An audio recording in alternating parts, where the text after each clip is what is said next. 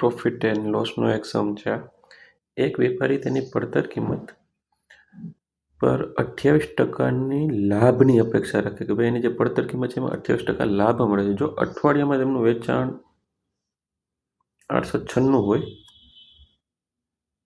તો તેનો નફો કેટલો થાય?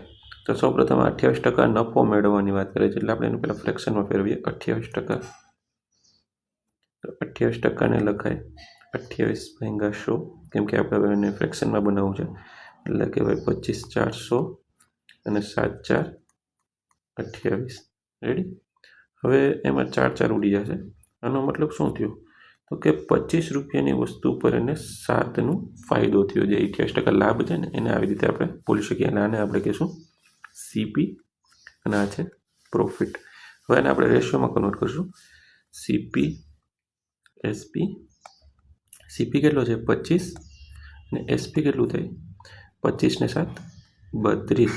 તો હવે અહીંયા એસપી બરાબર કેટલા આપ્યા? તો કે 896. તો એસપી બરાબર 896 ક્યારે થાય? તો કે એને ગુણ્યા 28 કરો એટલે 896 થઈ જશે. હવે તો એ જ રીતે અહીંયા કરશું 28 તો થશે 700. તો હવે આટલો પ્રોફિટ થયો. કેટલા રૂપિયાનો ડિફરન્સ છે? 896 - 700. 6, 9 અને 1, 196 રૂપિયા છે એ એનો પ્રોફિટ છે. જવાબ આવે છે બી. Thank you.